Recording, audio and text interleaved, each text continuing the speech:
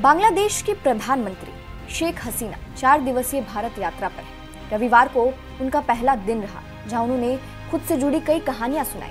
उन्होंने प्रधानमंत्री नरेंद्र मोदी की तारीफ भी की, लेकिन इनमें से उनका एक किस्सा ऐसा रहा जिसको बताकर वो खुद भी भावुक हो गए। उन्होंने 1975 का वो किस्सा सुनाया जब वो दिल्ली में छिपने को मजबूर हो गई थी। चलिए आपको भी बताते हैं ऐसा कौन सा किस्सा है।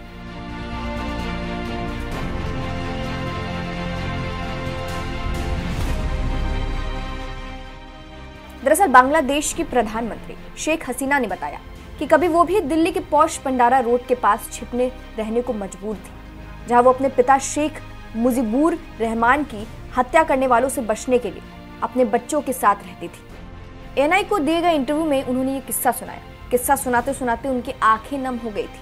वो वक्त था 1975 का और सरकार थी कांग्रेस की, इंदिरा गांधी प्रधानमंत्री थी। शेख हसीना ने बताया कि उनके पति विदेश में थे, इसलिए वो अपने माता पिता के साथ रहती थी, लेकिन फिर वो अपने पति के पास वापस जा रही थी। ये उस दौर की बात है जब उन्होंने जर्मनी में अपने परमाणु वैज्ञानिक पति के साथ रहने के लिए बांग्लादेश छोड़ दिया था। जब वो जा रही थी, परिवार के तमाम लोग उन्हें विदा करने आए थे। काफी खुशी का माहौल था, लेकिन वो आखिरी दिन था जब वो अपने माता पिता से मिल रही थी। करीब 15 दिन बाद यानी 15 अगस्त की सुबह हसीना को खबर मिली कि उनके पिता मारे गए। एबीपी की एक रिपोर्ट के मुताबिक हसीना ने बताया कि इस हमले में उनके माता पिता के साथ उनके परिवार के 18 सदस्यों की हत्या कर दी गई थी। इनमें उनके रिश्तेदार, मेहमान, नौकर और उनके बच्चे भी शामिल थे। हत्यारों का उद्देश्य था कि बंगबंधु के परिवार से जुड़ी कोई भी कभी भी सत्ता में वापस न आए।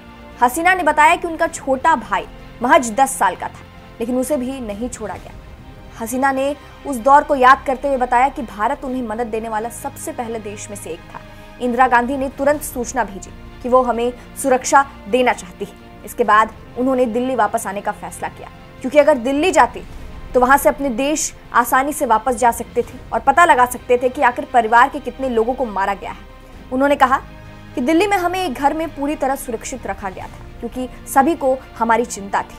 उन्होंने कहा कि पिता के हत्यारे उसके बाद भी हमें सता रहे थे, इसलिए जब हम पंडारा रोड में रहते थे तो हमारी पहचान तक बदल दी गई थी।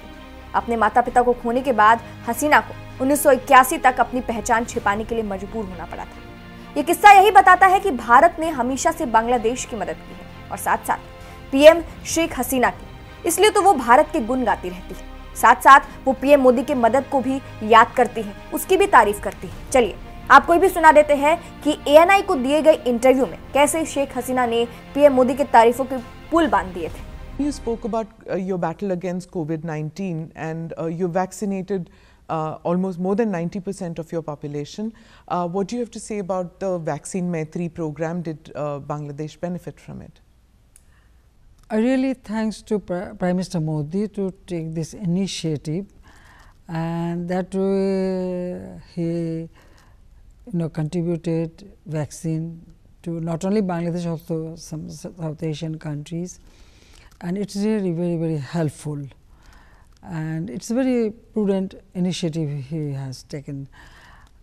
And beside that, we bought vaccines with our own money, and also many other countries also contributed, and we pursue our people for vaccination.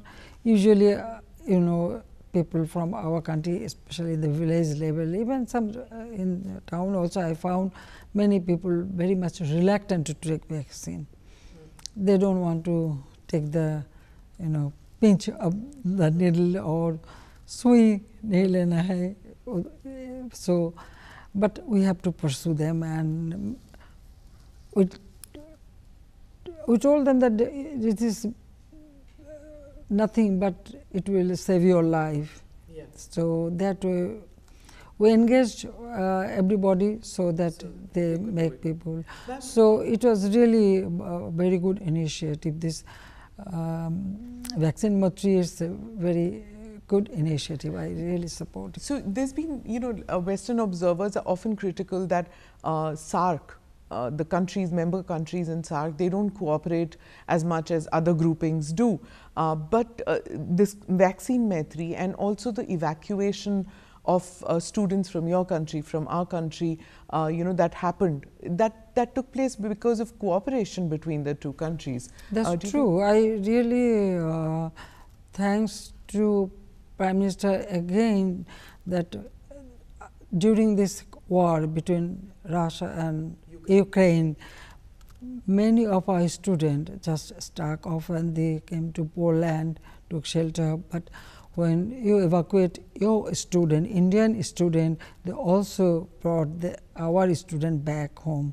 So it was really, you have shown a really friendly gesture. I thank to Prime Minister for this initiative.